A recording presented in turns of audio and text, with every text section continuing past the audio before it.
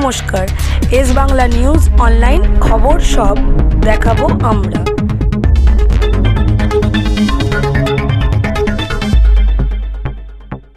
পার্টির পক্ষ থেকে সাংবাদিক বন্ধুগণকে স্বাগত জানাই। আমি এবং সম্মানীয় রাজ্য সভাপতি সাংসদ শ্রমিক ভট্টাচার্য মহোদয়, প্রধান মুখপাত্র দেবজিৎ সরকার, আমরা একটি গুরুত্বপূর্ণ বিষয়ে আপনাদের সামনে উপবিষ্ট হয়েছি। এটা তিনটি পর্যায়ে হবে। প্রথমটি, আমাদের একটি গুরুত্বপূর্ণ যোগদান রয়েছে। তারপরে গত 24 ঘন্টা ধরে রাজ্যে যা চলছে তার উপরে মাননীয় রাজ্য সভাপতি কিছু তথ্য রাখবেন। তারপরে আমি অল্প কিছু আপনাদেরকে নিবেদন করব। প্রথমে রাজ্যবাসীকে হনুমান জয়ন্তীর শুভেচ্ছা জানাই। চারিদিকে উৎসবের পরিবেশে বজরংবলীর আরাধনা হচ্ছে এবং সনাতন এবং ভারতীয় সংস্কৃতিকে মানুষ অত্যন্ত সাত্বিকতার সঙ্গে আমাদের সংস্কৃতিকে তারা পালন করছে। তাদের সবাইকে শুভেচ্ছা, ভালো থাকুন। এবং হনুমান জয়ন্তীর নানা জায়গায় শোভাযাত্রা চলছে, হাওড়াতে চলছে, উত্তর কলকাতায় চলছে। অংশগ্রহণকারীদেরও শুভেচ্ছা জানাই। আপনারা জানেন যে 1978 সাল থেকে বামফ্রন্ট আসার পরে যে প্রথম পঞ্চায়েত, গ্রাম পঞ্চায়েতের প্রধান, পঞ্চায়েত সমিতির চেয়ারম্যান, জেলা পরিষদের সদস্য এবং দুবার সিপিআইএম এর বিধায়ক এবং পরবর্তীকালে তৃণমূল কংগ্রেসের বিধায়ক মাননীয় কানাই মণ্ডল সমগ্র মুর্শিদাবাদ জেলা এবং রাজ্যের ক্ষেত্রে একটি গুরুত্বপূর্ণ নাম। বিশেষ করে তিনি তফসিলি জাতি আন্দোলনেও যেমন ছিলেন তাদের অধিকার প্রতিষ্ঠায়, সাথে সাথে তার সবচেয়ে বড় পরিচয় কৃষক আন্দোলনের নেতা। এই কৃষক আন্দোলনের নেতা তিনি আজকে ভারতীয় জনতা পার্টিতে যোগ দিচ্ছেন। আপনাদের মনের মধ্যে প্রশ্ন আসতে পারে যে টিকিট পাননি তাই এসেছেন। তো আপনারা শুনলেও তো খুশি হবেন, কানাইবাবু ভারতীয় জনতা পার্টির রাজ্য সভাপতি এবং আমাদের ইনচার্জ সুনীল বনসলজির কাছে এবং ভূপেন্দ্র যাদবজির কাছে বিনা শর্তে ভারতীয় জনতা পার্টিকে এবারে জেতানোর উদ্দেশ্য নিয়ে দলের প্রাথমিক সদস্যতা পদ গ্রহণ করছেন এবং আমরা রাজ্য বিজেপি আমাদের পরিবারে তাকে গ্রহণ করছি। তার বিরাট অভিজ্ঞতা, জনপ্রিয়তা, সাংগঠনিক দক্ষতাকে বিশেষ করে আমাদের জঙ্গিপুর, সাগরদিঘি, নবগ্রাম, খড়গ্রাম সহ মুর্শিদাবাদে আসন্ন নির্বাচনে দলের আসন সংখ্যা বৃদ্ধি করার ক্ষেত্রে আমরা কাজে লাগাবো এবং ভবিষ্যতে রাজ্য সভাপতির নেতৃত্বে দলও তাকে গুরুত্বপূর্ণ মর্যাদা দেবে। আমি দলের প্রথা মেনে এখন অনুরোধ করব মাননীয় রাজ্য সভাপতি, রাজ্যসভা সাংসদ শ্রমিক ভট্টাচার্য মহোদয়কে দলের ঐতিহ্যবাহী পতাকা ধরিয়ে দেওয়ার জন্য। তারপরে আমরা তাকে উদ্যোগে দিয়ে আমাদের পরিবারে বরণ করে নেব।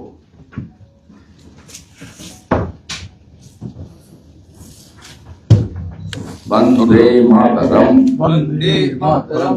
भारतीय जनता पार्टी जिंदाबाद, बीजेपी जीवतम, नरेंद्र मोदी जिंदाबाद, भारत माता की जय, वंदे वंदे वंदे।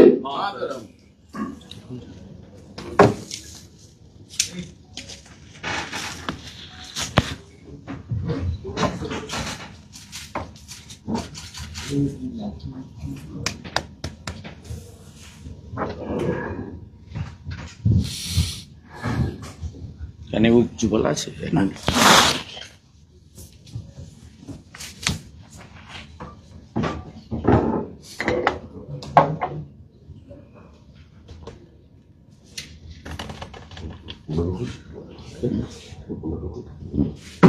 রাত্রি 12:30 ছেড়েছি এয়ারপোর্টে, আমি জিএসপি সাড়ে রিক্রুট করেছি। ভালো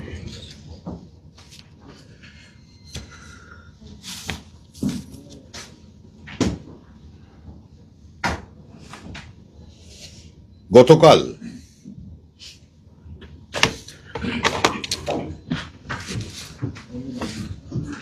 তৃণমূল কংগ্রেস এবং তৃণমূল কংগ্রেসের সরকারের কারণে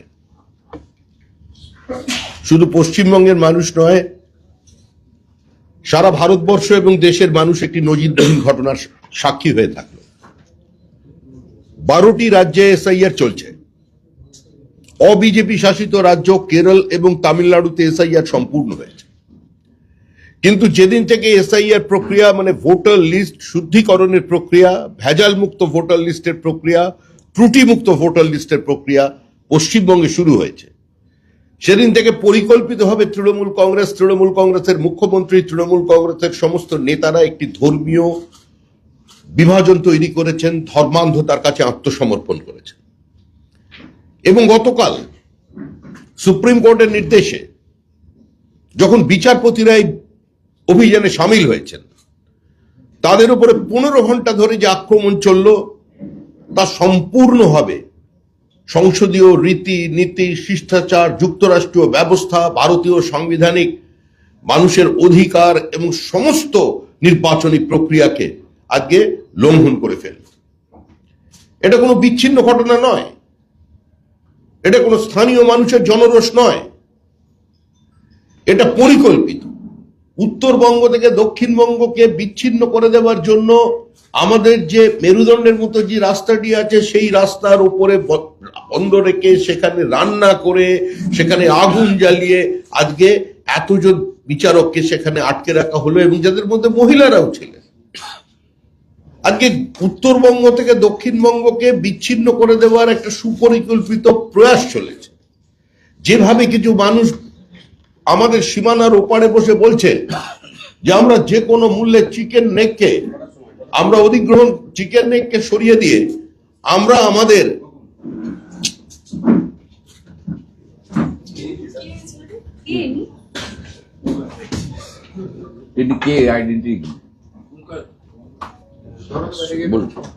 আমরা এখান থেকে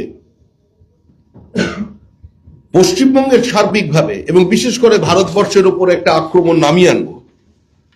আজকে তার একটা সামগ্রিক প্রতিফলন হয়েছে গতকালকের ঘটনায়। সুজাপুরের 2,69,000 ভোটারের মধ্যে 1,35,000 ভোটারের নাম যাচাইকরণের আওতায় আনা হয়েছিল। এই সীমান্তবর্তী এলাকার জনবিন্যাস বদলে যাচ্ছে। পরিকল্পিতভাবে 80-র দশকের মধ্যভাগ থেকে পশ্চিমবঙ্গের ওপরে একটা সাইলেন্ট ডেমোগ্রাফিক ইনভেশন চলেছে। বিনা যুদ্ধে ভারত দখলের চক্রান্ত চলেছে। পশ্চিমবঙ্গের কারণে আমরা বারবার বলছি, শুধু বিহার এবং ঝাড়খণ্ডের বনাঞ্চল কিংবা সীমাঞ্চল নয়, মুর্শিদাবাদকে একটা এপিক সেন্টার হিসেবে ব্যবহার করে, মালদার একটা অংশকে ব্যবহার করে সারা ভারতবর্ষে একদিকে যেরকম জাল নোট ছড়িয়ে দেওয়া হচ্ছে, অন্যদিকে বিভিন্ন জায়গায় বাংলাদেশি অনুপ্রবেশকারীদের, রোহিঙ্গাদের বিভিন্ন জায়গায় ছড়ানো হচ্ছে। সাম্প্রতিক যে লস্করে তৈবার জঙ্গি গ্রেপ্তার হয়েছে, 7 জনকে গ্রেপ্তার করা হয়েছে। তারা জেরার সামনে স্বীকার করেছে তারা পশ্চিমবঙ্গে এসেছিল, পশ্চিমবঙ্গের সীমান্ত পেরিয়ে তারা এদেশে ঢুকেছে এবং দীর্ঘদিন পশ্চিমবঙ্গের মাটিতে বসে তারা সার্বিকভাবে বিভিন্ন পরিকল্পনা করেছে, তারপরে ভারতবর্ষের বিভিন্ন জায়গায় গেছে। কেন্দ্রীয় সরকারের পক্ষ থেকে বারবার এই সরকারের ইন্টেলিজেন্সের কাছে ইনপুট পাঠানো হয়েছিল যে বাংলাদেশ বর্ডার কিছুটা সিকিউরড হয়ে যাবার পরে কুচবিহারকে সেন্টার করে বিভিন্ন জায়গায় কোভিড কালে আজকে এই ধরনের জঙ্গি গোষ্ঠীগুলো তাদের মডিউল তৈরি করছে এবং কুচবিহার থেকে পশ্চিমবঙ্গের বিভিন্ন জায়গায় ছড়িয়ে পড়ছে। এই সরকার তাদের বিন্দুমাত্র কর্ণপাত করেনি, কারণ এই সরকার কার্যত বাবরের সরকার, এই সরকার মৌলবাদীদের সরকার, এই সরকার বিভাজনকামী সরকার, এই সরকার সমাজকে ধর্মের নামে ভেঙে টুকরো করে দেওয়ার সরকার। সবচেয়ে দুর্ভাগ্যের বিষয় হলো, যে বাংলার মাটিতে দাঁড়িয়ে কবিরা কবিতা লিখেছিলেন, তোমরা আমার বটের ঝুড়িতে সুতো বাঁধো, আমি তোমাদের পীরের দরগায় চিরাগ জ্বালি, আমরা ভাষায় এক, ভালোবাসায় এক, মানবতায় এক, আমরা বিনা সুতোয় রাখি বন্ধনের কারিগর আমরাই। আজকে সেই বাংলা সম্পর্কে সুপ্রিম কোর্ট তাদের অবজারভেশনে কি লিখছে দেখুন, we have never seen such a polarised state. এটা সুপ্রিম কোর্টের অবজারভেশন। যেই ধরনের পোলারাইজেশন, ধর্মীয় পোলারাইজেশন, এ ধরনের কোন রাজ্য হতে পারে এটা সুপ্রিম কোর্ট পর্যন্ত কোনোদিন দেখেনি। আমরা কোন পশ্চিমবঙ্গে বাস করছি? আজকে কি আমরা আবার উদ্বাস্তু হব? যে পশ্চিমবঙ্গ 1947 সালে, 1971 সালে এই লক্ষ লক্ষ উদ্বাস্তুদের আজকে আমরা এখানে আশ্রয় দিয়েছি। আমাদের জমি কোথায়? জমি নেই। এবার পশ্চিমবঙ্গের বাঙালিদের ভাবতে হবে তারা কোথায় যাবেন। দণ্ডকারণ্যে জমি নেই উড়িষ্যায়, আজকে উত্তরপ্রদেশের বেতুলে জমি নেই, রায়পুরে নেই, বিলাসপুরে নেই, অন্ধ্রপ্রদেশে নেই। তাহলে বাঙালি হিন্দু কোথায় যাবে? আমরা হিন্দু মুসলমানের রাজনীতি করতে এখানে আসেনি। আমাদের কাজ গোটা পশ্চিমবঙ্গবাসীকে নিয়ে, যারা ভারতীয় মুসলমান আছেন তাদের সঙ্গে আমাদের কোথাও কোনো বিরোধ নেই। কিন্তু আজকে এই নির্বাচন যখন পশ্চিমবঙ্গকে পশ্চিম বাংলাদেশ না বানানোর নির্বাচন, সেই নির্বাচনের প্রাক্কালে দাঁড়িয়ে হিন্দুদের সঙ্গে সঙ্গে আজকে যারা মুক্ত মনস্ক, প্রগতিশীল, শিক্ষিত মুসলমান ভাই বোনেরা আছেন তাদেরও চিন্তা করতে হবে যে তারা কোন রাজ্যের অধিবাসী হতে চলেছেন। ওপারের বাংলাদেশে যে ঘটনা ঘটেছে, এপারেও সেই ঘটনার একই প্রতিফলন। ওপারে রবীন্দ্রনাথের মূর্তি ভাঙা হয়েছে, আর এপারে তৃণমূল কংগ্রেসের ছাত্র নেতা রবীন্দ্রনাথের প্রতিকৃতিতে আগুন লাগিয়ে দিয়েছে। ওপারে সরস্বতী পুজো বন্ধ করা হয়েছে, এপারে কৃষ্ণনগরের বিভিন্ন স্কুলে, মুর্শিদাবাদের বিভিন্ন স্কুলে পোস্টার পড়েছে মূর্তি পূজা বন্ধ করো। ওপারে দুর্গা প্রতিমা, কালী প্রতিমা আক্রান্ত হয়েছে। পশ্চিমবঙ্গের মাটিতে কালী ঠাকুরের বিসর্জন আক্রান্ত হয়েছে। মা কালীকে আজকে পুলিশ ভ্যানের তুলে নিয়ে যাওয়া হয়ে মা কালীকে অ্যারেস্ট করে নিয়ে চলে যাওয়া হচ্ছে। এই পরিস্থিতির বাইরে আমাদের বেরিয়ে আসতে হবে। আর এই নির্বাচনে তৃণমূল কংগ্রেস গতকাল যে ঘটনা ঘটে দেখালো, এটা কোনো বিচ্ছিন্ন ঘটনা নয়। এটা পরিকল্পিতভাবে রাজ্যে অশান্তি তৈরি করার, সাম্প্রদায়িক হানাহানি তৈরি করার, রাজ্যে দাঙ্গা লাগানোর একটা প্রচেষ্টা, রাজ্যে এমন পরিস্থিতি তৈরি করা যাতে কোনো বাহিনী এসে শান্তি রক্ষার স্বার্থে গুলি চালায় এবং তারপর সেখান থেকে একটা দিকে আগুন ছড়িয়ে পড়ুক সাম্প্রদায়িকতার। আজকে এর বাইরে যে কোনো মূল্যে আমাদের বেরিয়ে আসতে হবে। যে রাজ্যে বিচার ব্যবস্থা আক্রান্ত হয় সে রাজ্যে তো আইনের শাসন থাকে না। আমরা দেখেছি হাইকোর্টের বিচারপতিদের বাড়িতে গিয়ে পোস্টার মারা হচ্ছে। হাইকোর্টের বিচারপতিদের নিজের বিচার কক্ষে ঢুকে তাদের ম্যানহ্যান্ডেল করা হয়েছে, এটা আমরা অতীতে দেখেছি। আমরা দেখেছি হাইকোর্টের একজন মহিলা বিচারপতিকে, তার কাছে থ্রেট কল এসেছে এবং তাকে কি বলা হয়েছে সেটা জনসমক্ষে না বলাই ভালো। আজকে এই পর্যন্ত আমরা দেখেছি lower judiciary is under threat. এরা যে বিনিয়োগ না আসার অন্যতম কারণ হচ্ছে এই জুডিশিয়ারির অবস্থা। আজকে একটা প্রক্রিয়া চলেছে, প্রক্রিয়াটা একটি সাংবিধানিক প্রক্রিয়া, সাংবিধানিক সংস্থা সেই প্রক্রিয়া চালাচ্ছে। আজকে সেই প্রক্রিয়া চালাতে গিয়ে আজকে এই অবস্থা তৈরি হচ্ছে যে যাদের নাম জোর করে, যিনি এখানকার বাসিন্দা নন, যার বাবার ছেলের বয়সের পার্থক্য 10, তাদেরও ভোটার লিস্টে নাম রাখতে হবে। যদি নাম না রাখে তাহলে আগুন জ্বলবে, বিচারপতিদের বন্ধ করে দেওয়া হবে। পশ্চিমবঙ্গের উত্তরবঙ্গ এবং দক্ষিণবঙ্গ এবং বিশেষ করে ইস্টার্ন ইন্ডিয়ার গেটওয়ে যে সেই রাস্তাকে সম্পূর্ণভাবে অবরোধ করে দেওয়া হবে, রাস্তার উপরে আগুন জ্বালানো হবে। শিশুরা রাস্তার মধ্যে বিভিন্ন জায়গায় জ্যামে আটকে গিয়ে 5 বছরের বাচ্চা সে পর্যন্ত দুধ পায়নি, কোনো খাবার খায়নি। এই পরিস্থিতি তৈরি হয়েছে পশ্চিমবঙ্গে। এটা পরিকল্পিতভাবে আজকে এটা তৈরি করা হচ্ছে, কারণ তৃণমূল জানে তৃণমূল চলে গেছে, তৃণমূল জানে তৃণমূলের আর কোনো অস্তিত্ব নেই। আমি প্রায় 4 দশকের রাজনৈতিক জীবনে কোনোদিন দেখিনি 1984 সালের পরে যে মুখ্যমন্ত্রী মমতা বন্দ্যোপাধ্যায়ের দুর্ভেদ্য দুর্গ ভবানীপুর কেন্দ্রে আজকে যখন আমাদের অমিত শাহ তার যখন র্যালি হচ্ছে, তখন স্বতঃস্ফূর্ত উন্মাদনা মানুষের ওপরে, মানুষ নির্ভয় হয়ে গেছে, মানুষ ভয় মুক্ত হয়ে গেছে। বিভিন্ন অসতিপর বৃদ্ধ থেকে শুরু করে তরুণীরা পর্যন্ত বারান্দা থেকে, ছাদ থেকে ভিক্টরি সাইন দেখাচ্ছে, হাত নাড়ছে, সে হাত নাড়া থামছে না। আজকে তলায় দাঁড়িয়ে মানুষ চিন্তা করছে, বলছে জিততেই হবে। কোথায় বলছে ভবানীপুরে বলছে, কোথায় বলছে হাজরার মোড়ে বলছে, কোথায় বলছে মুখ্যমন্ত্রীর বাড়ির মাত্র কিছু মিটার দূরে রাস্তার উপর দিয়ে যখন গাড়ি যাচ্ছে। আপনারাও সাংবাদিকরা ছিলেন। এই ধরনের উন্মাদনা, এ ধরনের অ্যান্টি ইনকামবেন্সি, এই ধরনের তৃণমূল বিরোধিতা, এ ধরনের মুখ্যমন্ত্রীর বিরোধিতা অতীতে কোনো দিন চোখে পড়েনি। কারণ আজকে পশ্চিমবঙ্গের মানুষ স্থির করে ফেলেছে যে পশ্চিমবঙ্গকে যদি পশ্চিমবঙ্গ বানিয়ে রাখতে হয়, পশ্চিমবঙ্গকে যদি ভারতবর্ষের অঙ্গরাজ্য বানিয়ে রাখতে হয়, তাহলে এই মুহূর্তে তৃণমূল কংগ্রেসের বিদায়ের প্রয়োজন আছে। আর যেভাবে সম্পূর্ণ প্রশাসনকে কাজে লাগিয়ে এখনো পর্যন্ত তৃণমূল কংগ্রেস এনসিসি ঘোষণা হয়ে যাবার পরেও এখানে শুধু বিভাজনের রাজনীতি চালাচ্ছেন না, এখানে ভেন্ডেটা পলিটিক্স চালিয়ে যাচ্ছেন। বিভিন্ন জায়গায় বিজেপি কর্মীদের হেনস্থা করার চেষ্টা, মিছিলে হেনস্থা করার চেষ্টা যেভাবে চলেছে, আজকে এর থেকে বাংলা এবং বাঙালির মুক্তি চাই।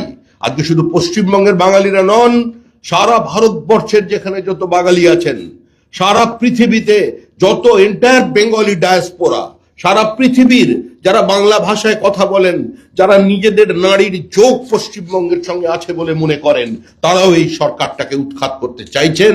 আজকে এই বিভাজনের বিরুদ্ধে আমরা প্রতিবাদ জানাচ্ছি এবং আমরা একমাত্র রাজনৈতিক দল যারা দীর্ঘদিন ধরে বলে এসেছে 80-র দশক থেকে যে আমরা যে কোনো মূল্যে এই বাংলাদেশি অনুপ্রবেশকে বন্ধ করব, ডিটেক্ট, ডিলিট এন্ড ডিপোর্ট। যারা বলেছিল পাকিস্তানের দাবি মানতে হবে তবেই ভারত স্বাধীন হবে, আজকে তাদের কোনো জায়গা নতুন করে ভারতবর্ষে নেই। পশ্চিমবঙ্গ ধর্মশালা নয়, যার যখন ইচ্ছা সে এখানে চলে আসবে, ভোটার লিস্টে নাম ঢোকাবে, এটা চলবে না। ভারতবর্ষের ভোটার লিস্টে ভারতীয়দের নাম থাকবে। ভারতবর্ষের ভোটাররা ভারতবর্ষের ভোটে ভোট দেবে। পশ্চিমবঙ্গবাসীরা তারা সেখানে ভোট দেবে। যারা এটাকে কালিমালিপ্ত করতে চাইছে, ভোটার লিস্টকে কলুষিত করতে চাইছে, গোটা প্রক্রিয়াটাকে, আজকে তাদের বিরুদ্ধে সংঘবদ্ধভাবে মানুষ প্রতিবাদ জানাবে। এরপরে আমাদের বিরোধী দলনেতা নন্দীগ্রামের বিদায়ী বিধায়ক এবং ভবিষ্যতের বিধায়ক এবং ভবিষ্যতের ভবানীপুর এর বিধায়ক শুভেন্দু অধিকারী আপনাদের সামনে তার কথা বলবেন। ধন্যবাদ।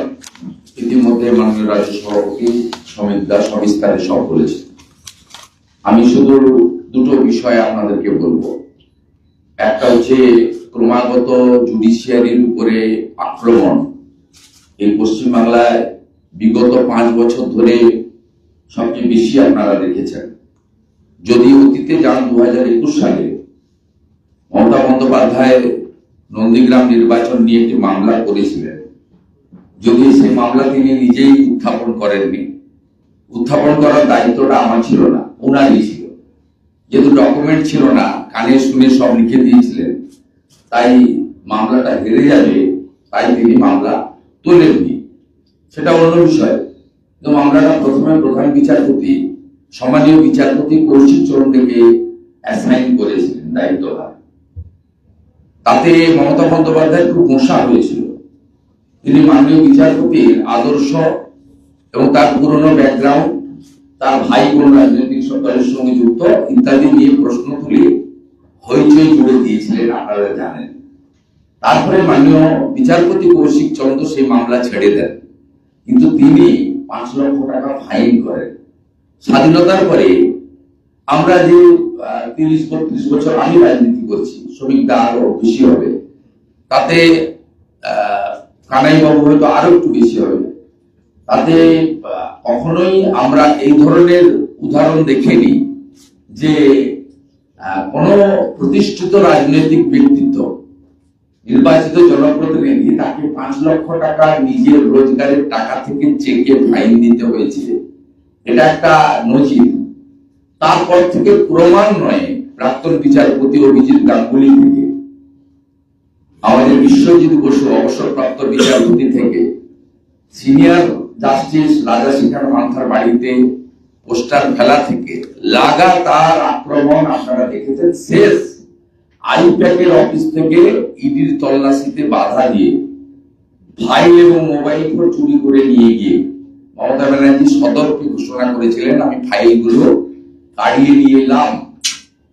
সেদিনও যখন ইডি গেছিল মাননীয় বিচারপতি সুব্রা ঘোষের এজলাসে, তখনও দেখেছেন যে কসবা ল কলেজ থেকে, যোগেশচন্দ্র ল কলেজ থেকে মাননীয় চন্দ্রিমা ভট্টাচার্যের নেতৃত্বে ল স্টুডেন্টদের এনে এজলাস ভণ্ডুল করা হয়েছে। তাই এই রাজ্যে গণতন্ত্রের একটি অন্যতম স্তম্ভ জুডিশিয়ারি এবং লোয়ার জুডিশিয়ারি থেকে আপার জুডিশিয়ারি, কলকাতা হাইকোর্টকে অলরেডি থ্রেড কালচারের সামনে পড়তে হয়েছে। এটা প্রমাণিত, ভুরি ভুরি অভিযোগ রয়েছে। গতকাল এসআইআর এর শুনানি ছিল সুপ্রিম কোর্টে। সেখানে বিচারপতিরা সব দেখে শুনে দুটি মন্তব্য করেছিলেন, মানে অনেক মন্তব্যই করেছেন, দুটো মন্তব্য খুব গায়ে লেগেছিল তৃণমূল কংগ্রেসের। একটা ছিল যে ট্রাইব্যুনালে আবেদন যারা করবেন তাদের সবটা দিকটা দেখে শুনে নিয়ে সিদ্ধান্ত নেবে ট্রাইব্যুনাল। তার মানে এই নয় যে তারা এই নির্বাচনে ভোট দিতে পারছেন না, মানে আগামী কোন নির্বাচনে ভোট দিতে পারবেন না, তার মানে এই নয়। এটা একটা কথা বলেছিলেন। আর ফর্ম 6 নিয়ে বলেছিলেন যে নমিনেশন ফাইলের শেষ দিন পর্যন্ত ফর্ম 6 নেওয়া যেতে পারে, নেওয়া হয়। এই পরম্পরা আমাদের যে আরপি অ্যাক্ট রয়েছে সেই অ্যাক্টেই রাখা আছে। স্বাধীনতার পরে যত নির্বাচন হয়েছে এই প্রসিডিওরই হয়েছে।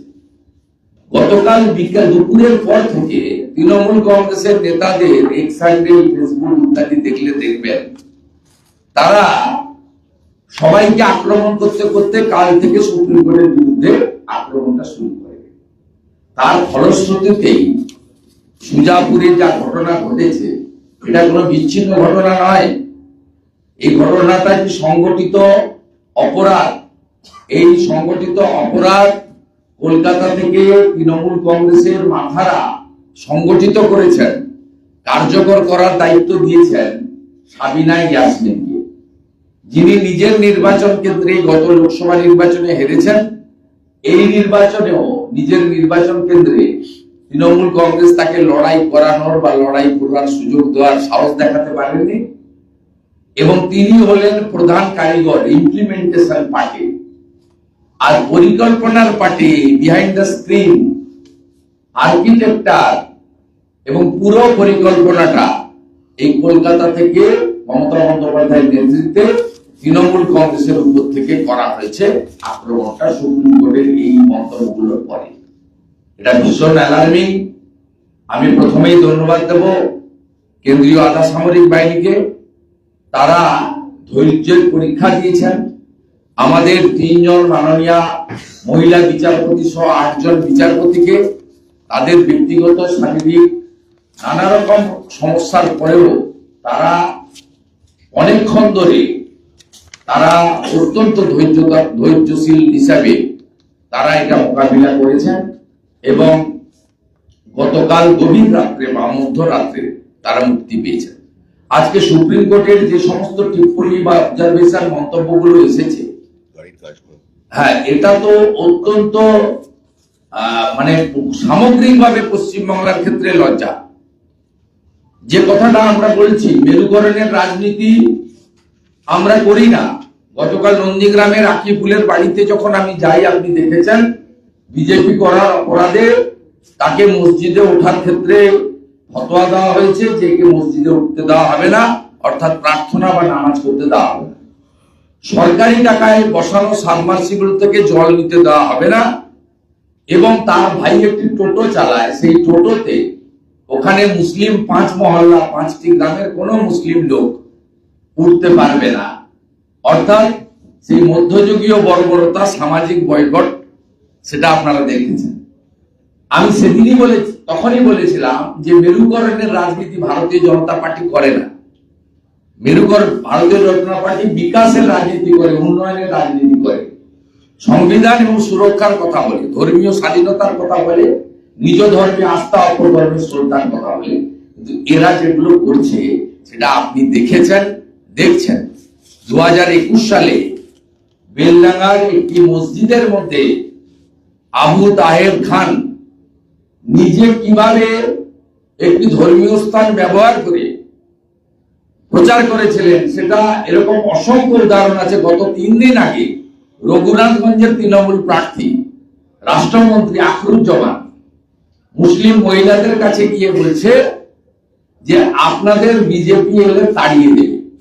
তৃণমূল চাকরির কথা বলে না, চাকরির হিসাব দেয় না। তৃণমূল কৃষকের ন্যায্য মূল্যের কথা বলে না, ধান পাট আলুর কথা বলে না। তৃণমূল সেচের কথা বলে না, নদী ভাঙনের কথা বলে না। তৃণমূল পানীয় জলের জল জীবন মিশনের কথা বলে না। তৃণমূল শিল্পের কথা বলে না। তৃণমূল নারী সুরক্ষার কথা বলে না।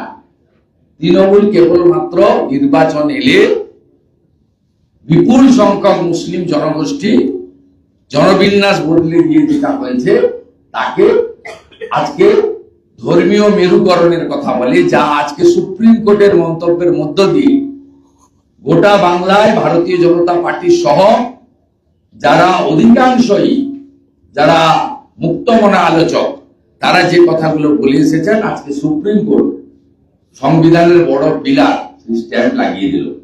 আমি এখান থেকে আবেদন করব অবিলম্বে সাবিনা ইয়াসমিন সহ চক্রান্তকারীদের গ্রেফতার করা হোক। এনআইএ অথবা সিবিআই তারা যে চার্জ নিয়েছে সময় ডিলে না করে, এভিডেন্স যেহেতু নষ্ট হবে, কালকে গাড়ির কাঁচ ভেঙেছে, আগুন লাগিয়েছে, এবং আমরা দেখেছি আরজিকরের ক্ষেত্রে 5 দিন পরে এভিডেন্স নষ্ট করা হয়েছে। সুপ্রিম কোর্ট যেহেতু বলে দিয়েছে আজ রাত্রি 12টার মধ্যে এই কেস কালিয়াচক থানাকে হ্যান্ডওভার করে দেওয়া উচিত, এনআইএ অথবা সিবিআই, যেটা মহামান্য কোর্ট ঠিক করে দিয়েছেন তাকে, এবং অবিলম্বে এদের হেফাজতে নিয়ে এই রাষ্ট্রবিরোধী মৌলবাদী সংবিধান বিরোধী শক্তিকে নিয়ে ব্যবস্থা গ্রহণ করা হোক। এবং অবশ্যই সাবিনা ইয়াসমিন তিনি প্রার্থী হলে আইনের ঊর্ধ্বে যাবেন, যা খুশি করতে পারবেন, এটা নয়। কিছুদিন আগে বিহারে দেখেছেন নীতিশজির রাজত্বে নির্বাচন চলাকালীন একটি ঘটনাতে জেডিইউর একজন প্রার্থীকে গ্রেফতার করেছিল নীতিশজির প্রশাসন। এটাকেই বলে সুশাসন, এটাকেই বলে গভর্নেন্স। আমরা চাইব এদের বিরুদ্ধে কঠিনতম ব্যবস্থা গ্রহণ করা হোক, এবং ছোট ছোট যা ঘটনা গত 24 ঘন্টায় ঘটছে, এগুলো এই রাজ্যের পক্ষে নির্বাচনের অনুকূল পরিস্থিতির পক্ষে মিসম্যাচ বলে আমি মনে করি। আজকে দুটো ঘটনা, সকালবেলা ডায়মন্ড হারবারে প্রার্থী দীপক হালদারকে সুবিধা পোর্টালের মাধ্যমে তার প্রচার বাধা দেওয়া হয়েছে, তাকে প্রচার করতে দেওয়া হয়নি। তিনি এসডি অফিসের সামনে রাস্তায় কয়েক ঘন্টা অবস্থানে বসেছিলেন, উঠে গেছে কিনা আমি জানি না। তিনি সকাল থেকে ডায়মন্ড হারবারের ওসিআইসি থেকে এসপি পর্যন্ত, আমি নিজে DGP mister Siddhinath Gupta, mister Ajay Ranade, police observer mister NK Mishra এবং সিও মনোজ আগরওয়ালকে ডিটেলস ভিডিও সহ দেওয়ার পরেও আমার মনে হয়নি যে তাদের কথা নিচের তলার পুলিশ শুনছে। এই যে গ্যাপটা থেকে যাচ্ছে, ইলেকশন কমিশনের উচিত অবিলম্বে এতে হস্তক্ষেপ করা, এবং সাথে সাথে আমাদের আজকে যে র্যালি ছিল, যেটা মহারালি হয়েছে, ব্যাখ্যা করে শ্রমিকরা বলেছেন ঐতিহাসিক র্যালি হয়েছে, মমতা ব্যানার্জির হারা নিশ্চিত হয়েছে।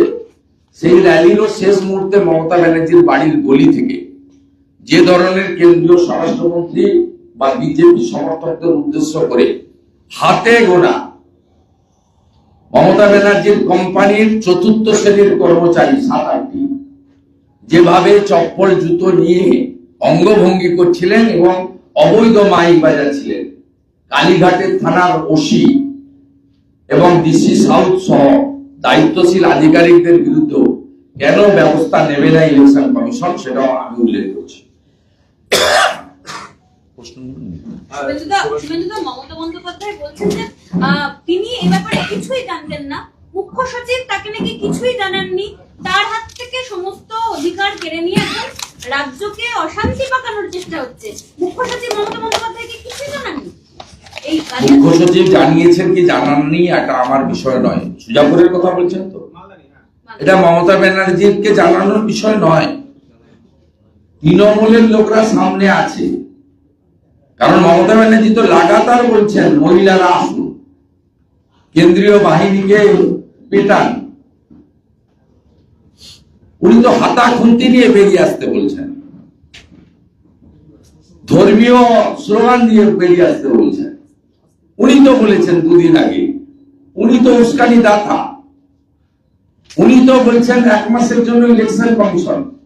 আমি তো 4 তারিখে আবার আসছি, যাদেরকে ইলেকশন কমিশন সরিয়ে দিচ্ছে তাদেরকে তো আমি পুরস্কার দেব। অতএব উনি তো পরোক্ষে বলছেন, প্রত্যক্ষভাবে বলছেন আর পরোক্ষে করাচ্ছেন। সাবিনা ইয়াসমিন কোন দলের? মমতা ব্যানার্জির যদি ক্ষমতা থাকে, ঠিক আছে, প্রশাসনিক ক্ষমতা মুখ্য সচিবের হাতে, ওই ভিডিও ফুটেজে তৃণমূলের যত পঞ্চায়েত সমিতির মেম্বার, অঞ্চল সভাপতি, ব্লক সভাপতি, প্রার্থী সাবিনা ইয়াসমিন সহ যাদের দেখা গেছে তাদের বিরুদ্ধে দলগত ব্যবস্থা নিতে পারবেন, বহিষ্কার করতে পারবেন, তিনি আবেদন করতে পারবেন যে পুলিশ তার নিরপেক্ষতা রাখে কাজ করুন, আমাদের কোন দলের নেতা যাকে ফুটেজে দেখা যাবে তিনি পুলিশের কাছে থানায় গিয়ে আত্মসমর্পণ করুন, দেখাতে পারবেন? উনি তো বলেছেন শুক্রবার পারমিসেবল, যদিও গতকাল শুক্রবার ছিল না। উনি তো বলেছেন যে শুক্রবার একটু একটু হবে, আমি কিছু করতে পারবো না। উনার আমলেই তো বেলডাঙ্গা রিসেন্টলি, আপনারাও মার খেয়েছেন যারা সারাক্ষণ মমতা ব্যানার্জিকে দেখান, তাদেরও পিটিয়েছে, মহিলা সাংবাদিকও ছাড় পায়নি। উনার আমলেই তো মোথাবাড়ি, ধুলিয়ান, শামশেরগঞ্জ থেকে মহেশতলা। আমি আগের কথা বলছি না, এই 1-1.5 বছরের কথা বলছি। আগের কথা বলে তো লম্বা লিস্ট হয়ে যাবে, বসিরহাট থেকে শুরু করে যদি একদম কালিয়াচক পর্যন্ত যাওয়া যায়, সে তালিকা তো বিরাট, সেটা নাইবা বললাম। ঠিক আছে,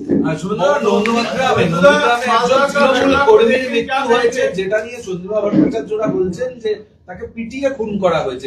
আমি উত্তর দেবো না, বাড়ির লোক বলে দিয়েছে। হ্যাঁ, ওর বাড়ির লোক মানে তৃণমূল কি আবার সেই লাশের বাড়ির লোক বলে দিয়েছে। তৃণমূল এখন কান দিয়ে দেখছে, তৃণমূল কান দিয়ে দেখছে। অর্থাৎ কান দিয়ে যদি কেউ দেখে সে ভুলভাল করবে, ঈশ্বর এদের ক্ষমা করুন। বাড়ির লোক বলে দিয়েছে, দরজা বন্ধ করে পিসকে মারা গেছে। এগুলো করার দরকার হয় না। আমি লাশ কুড়ানোর লোক, লাশ তৈরি করার লোক নয়। যখন তৃণমূল ছাত্র সুদীপ কোলেকে মেরে দিয়েছিল, মমতা বন্দ্যোপাধ্যায় আমাকে ফোন করে বলেছিল যে জঙ্গলমহলের থেকে মানুষকে আনতে হবে। আমি অত তৃণমূলের ওইসব কথাতে আমি কান দেব না। ওর বাড়ির লোক স্পষ্টভাবে উত্তর দিয়েছে যে পিসকে মারা গেছে, ওর বাড়ির লোক বলেছে। আমি এই বিষয়ে বলবোই না। আপনারাও কিছু কিছু বিষয় একটু তলিয়ে দেখে দেখে সংবাদ পরিবেশন করুন, আতঙ্ক সৃষ্টি করবেন না। ভোটাররা তৈরি ভোট দেওয়ার জন্য।